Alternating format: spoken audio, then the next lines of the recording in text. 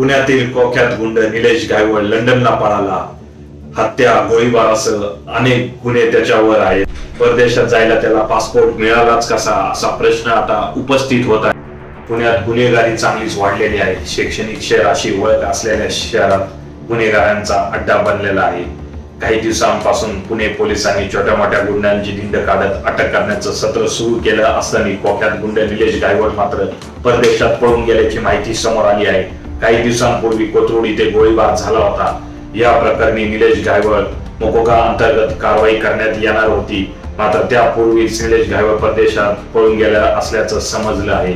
कोथरूड गोळीबार प्रकरणानंतर पुन्हा एकदा गायवळ टोळी सक्रिय झाल्याची चर्चा सुरू झाली आहे. तसंच या टोळीचं म्होरक्या कुख्यात गुंड निलेश गायवळ याच्यावर मोकोका अंतर्गत कारवाई करण्यात येणार होती. परंतु निलेश गायवळ लंडनला पळून गेल्याची माहिती पोलिसांना तपासातून समोर आली आहे. या घटनेमुळे निलेश गायवळला पासपोर्ट मिळाला तरी कसा, असा प्रश्न उपस्थित होत आहे. गोळीबार प्रकरणात निलेश गायवळ याच्यासह इतर 10 जणांवर पोलीस आयुक्त अमितेश कुमार यांनी महाराष्ट्र संघटित गुन्हेगारी विरोधी कायद्यानुसार कारवाई केली आहे. कोथरूड पोलीस ठाण्यापासून अवघ्या 100 ते 200 मीटर अंतरावर एका तरुणावर गोळीबार करण्यात आली होती. या प्रकरणी आरोपी मयूर गुलाब कुंबळे, राऊत फाटके व्यास यांना अटक करण्यात आली असून इतर आरोपी अजूनही फरार आहेत. त्याचबरोबर निलेश गायवळ सुद्धा आता परदेशात पळून गेला आहे. भारतात येताच त्याला अटक करण्यात येईल.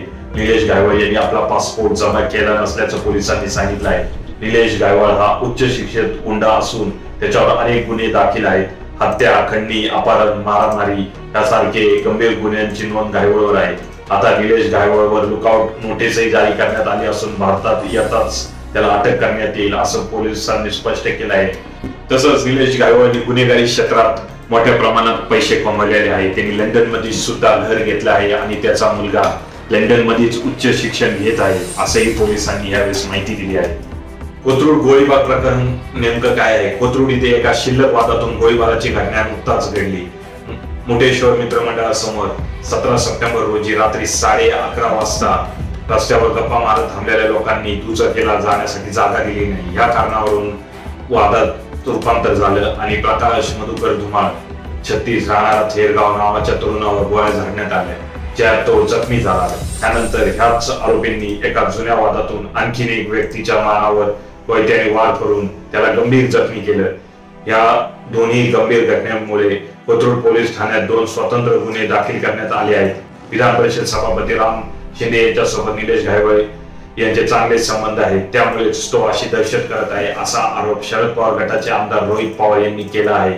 त्यांनी ट्विट करत म्हटलं आहे की विधान परिषद सभापती प्रोफेसर राम शिंदे ज्या गुंडाला राजे रोजपणे विधान भवनात घेऊन फिरतात, त्याच टोळींच्या गाडीला साईड न दिल्याच्या रागातून पुण्यात कोथरूड मध्ये भर रस्त्यात गोळीबार करून एका वाहन चालकाला जखमी केलं. आता गृहमंत्री आणि मुख्यमंत्री या गुंडाच्या टोळीवर काय कारवाई करतात की हा गुंडा विधान परिषद सभापती मोदयांचा खास माणूस आहे म्हणून त्याला हमखास पाठीशी घालतात, हेच पाहायचं आहे असंही रोहित पवार यांनी यावेळेस ट्विट केलं आहे. त्यामुळे बघायला लागेल पुढील काही दिवसांमध्ये निलेश गायवळ आता भारतात परत येतो का लंडनलाच विजय माल्या, दाऊद इब्राहिम, ललित मोदी यासारखं तिकडे स्थायिक होतो आणि भारताच्या कायद्या सुव्यवस्थेवर ठणठणा नाचतो. काय वाटते तुम्हाला? कमेंट करा कमेंट बॉक्स मध्ये आणि आपला चॅनल सबस्क्राईब करा. असेच माहितीपूर्ण व्हिडिओ बघण्यासाठी लाईक करा, सबस्क्राईब करा आणि बघत राहा हो दे चर्चा. धन्यवाद. जय हिंद, जय महाराष्ट्र.